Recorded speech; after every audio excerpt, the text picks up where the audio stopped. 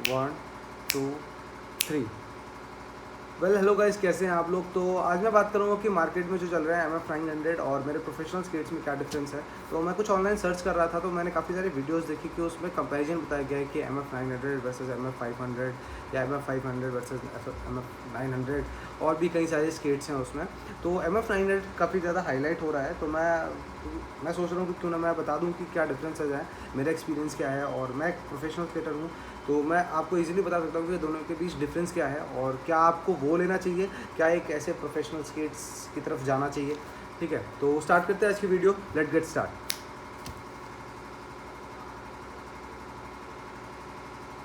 तो मैं हमारे सामने बिल्कुल रखा हुआ है एक प्रोफेशनल स्केट्स। ये प्रोफेशनल इनलाइन स्केट्स हैं जो कि आप देख रहे हैं कि एक ही लाइन में व्हील है। और आप जैसे कि देख सकते हैं कि इसके भी 110 mm के व्हील्स हैं, जैसे कि MF900 के भी होते हैं। आई एम श्योर आपने देखा होगा, आपने ऑनलाइन अगर सर्च किया है या फिर आपने डीकैथलॉन स्टोर पे कभी गए होंगे तो वहाँ पे देखा होगा। बाय द वे अभी वो अवेलेबल नहीं है। मैं भी डीकैथलॉन का एक ऑफिशियल कोच हूँ, ठीक है, वहाँ पे स्केटिंग कराता हूँ। तो वहाँ पे भी सारे जो इंटरमीडिएट स्केट्स हैं, मतलब बेसिकली वो इंटरमीडिएट स्केट्स पे ही डील करते हैं, ठीक है। प्रोफेशनल स्केट्स उनके पास नहीं है।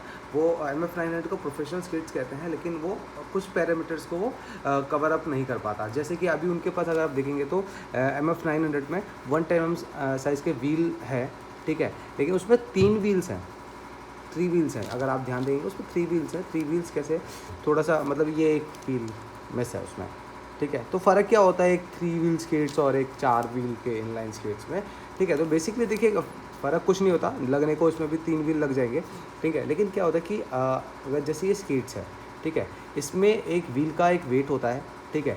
बच्चों को हम देते हैं 3 व्हील, क्योंकि एक वेट जो होता है ना, कई बार बच्चे कैरी नहीं कर पाते या उनके स्पीड में फ़र्क आता है या फिर उसको एक माइनस कर दे, तो एक स्पीड में जो होता है ना, वेट का काफ़ी ज़्यादा इंपॉर्टेंस होता है। अगर माइनस कर देते हैं तो फिर वो अपनी स्पीड को अच्छी तरह से अचीव कर सकते हैं बच्चे मतलब जो 10 साल 11 साल 12 साल के बच्चे जो छोटे होते हैं उनके लिए, जो 15 साल से छोटे होते हैं उनके लिए, ठीक है। अभी जो 15 साल से ऊपर के हैं, ठीक है, उनको हम 4 व्हील वाले इनलाइन स्केट्स देते हैं, बिकॉज कि अभी उनको अच्छी खासी कैपेसिटी हो गई है कि 4 व्हील वाले स्केट्स या फिर 4 व्हील प्रोफेशनल इनलाइन स्केट्स को वो कैरी कर सकें, ठीक है।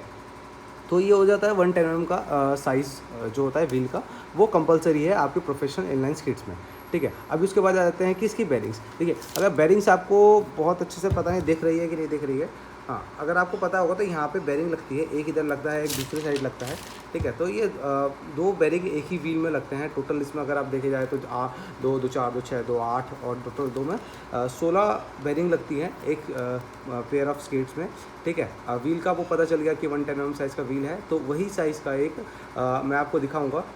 स्क्रीन पे आपको दिख रहा होगा कि जो आपका बेरिंग साइज़ होता है कि ये आपकी बेरिंग होनी चाहिए, ठीक है। उसके बाद आ जाते हैं कि स्टील बेरिंग के बाद आ जाते हैं कि हम लोग इसकी प्लेट पे, ये जो प्लेट आप देख रहे हैं ये काफ़ी बड़ी प्लेट है, ठीक है। आप देख रहे होंगे शूज़ के बाहर पूरा एक व्हील जा रहा है, ठीक है। ये व्हील का साइज़ देख रहे हैं, ये पूरा शूज़ के बाहर जा रहा है, ठीक है। और यहाँ पे भी देख रहे हैं ये शूज़ के बाहर जा रहा है। बेसिकली 2 स्केट्स पे 2 व्हील्स पे पूरा का पूरा शूज़ टिका हुआ है, ऐसा नहीं है ये चारों व्हील के बैलेंस्ड मतलब वेट डिस्ट्रीब्यूशन है, ठीक है। तो बेसिकली मैं बात कर रहे थे इस प्लेट पे। तो प्लेट होता है ये बहुत ही स्ट्रॉन्ग एल्यूमिनियम प्लेट होता है ये, ठीक है। एल्यूमिनियम प्लेट इसलिए यूज़ किया जाता है, स्टील इसलिए यूज़ नहीं किया जाता क्योंकि एल्यूमिनियम हल्की होती है स्टील से और थोड़ी स्ट्रॉन्ग भी होती है स्टील से एल्यूमिनियम, ठीक है। उसका पावर टू वेट रेशियो जो होता है, स्ट्रॉन्ग टू वेट रेशियो जो होता है वो ज़्यादा होता है एल्यूमिनियम में, ठीक है। उसके बाद आते हैं ये शूज़, देखिए बहुत ज़्यादा डिफरेंस जो क्रिएट करता है ना वो शूज़ ही है, ठीक है। शूज़ काफ़ी ज़्यादा डिफरेंस क्रिएट करता है MF900 में और ये प्रोफेशनल स्केट्स में। क्योंकि अगर MF900 आपने देखा होगा, जैसे कि स्क्रीन पे आपको दिख रहा है कि इसमें जो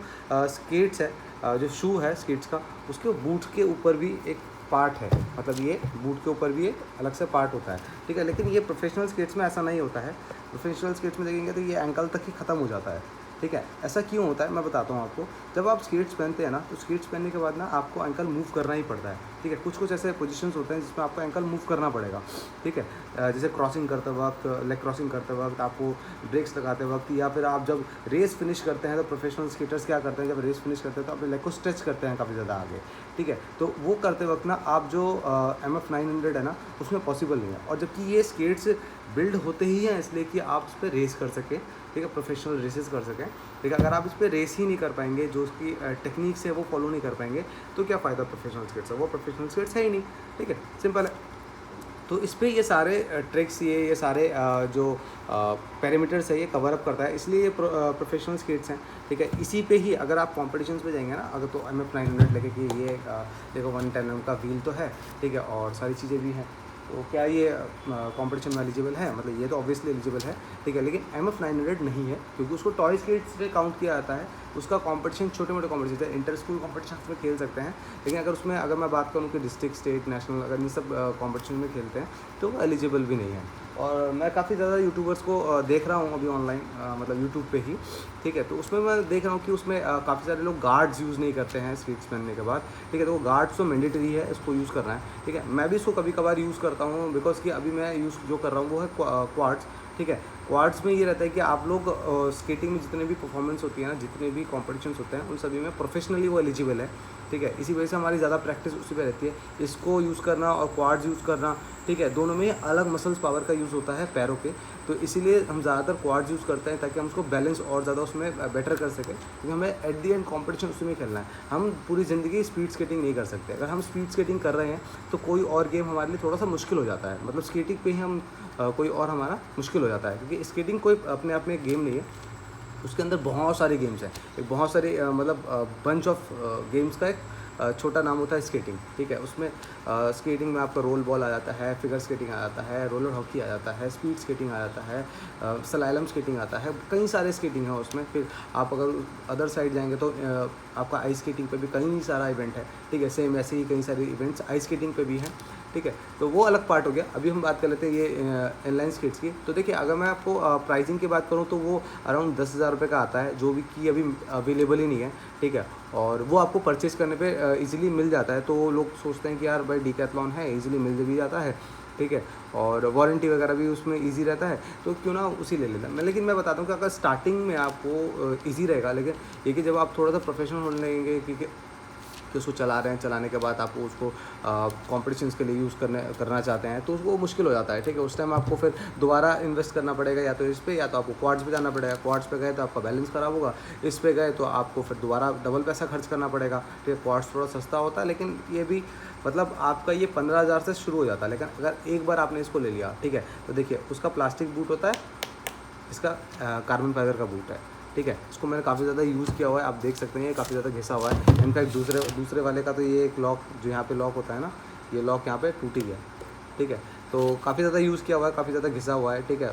रिसेंटली मैंने एक व्हील का बेयरिंग चेंज करवाया था, ठीक है, तो अभी तो ये खैर बहुत स्मूथली चलता है, ठीक है। ये जो जुड़ा हुआ रहता है ना, ये सारा अलग अलग पार्ट में आता है, शूज़ अलग आएगा, प्लेट अलग आएगा, बेयरिंग अलग आएगी, ये व्हील्स अलग आएंगे, ठीक है। इसको असेंबल करना पड़ता है। इसका हायर साइड में जाएंगे तो और भी अच्छे व्हील्स आते हैं। एक ब्लैक मैजिक का व्हील आता है, ठीक है, वो काफ़ी महंगा होता है, वो 40,000 रुपये का सिर्फ व्हील होता है, ठीक है। अभी ये पूरा कंप्लीट सेट जो है 40,000 रुपये का है, ठीक है। और अगर आप देखेंगे, अगर वीवा लिखा हुआ है यहाँ पे, अगर ऐसे देख सकते हैं, ये वीवा लिखा है, वीवा गोल्ड लिखा है, तो इसका मतलब ये नहीं कि पूरा स्केट वीवा का है, ये सिर्फ शूज़ वीवा का है, ठीक है। वीवा प्लेट भी बनाता है, ये भी बनाता है, और बेयरिंग भी बनाता है, लेकिन बहुत ज़्यादा अच्छा या बहुत ज़्यादा ये है कि प्रेफरेंस के ऊपर है, ठीक है। आप जिसको पसंद करते हो वो ज़्यादा, आप जैसे डीकैथलॉन को पसंद करोगे, ये वीडियो देखने के बाद भी अगर डीकैथलॉन के पास जाओगे तो आपकी मर्ज़ी है, ठीक है। तो अगर जैसे अगर मैं बात करूँ इन स्केट्स की, तो ये स्केट्स लेने के बाद बेनिफिट आपका ये रहेगा कि एक तो आप प्रोफेशनली कर पाओगे, ठीक है, आप इन्जॉय तो ऑब्वियसली करोगे ही, ठीक है, कॉम्पिटिशन्स में एलिजिबल रहेंगे, ठीक है, प्रोफेशनल लिखोगे वो अलग बात है, ठीक है। तो अगर ऐसी वीडियोस को अगर आप मतलब ये वाली वीडियोस अगर आपको अच्छी लगी है तो जाके मेरे चैनल को नीचे सब्सक्राइब बटन है, सब्सक्राइब कर लो, और वीडियो अच्छी लगे तो लाइक करो, कमेंट करके बताओ, और कुछ और देखना है तो।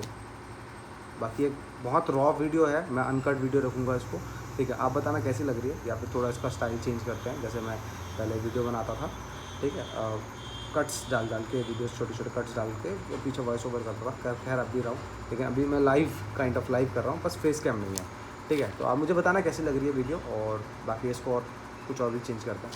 चलिए, थैंक यू।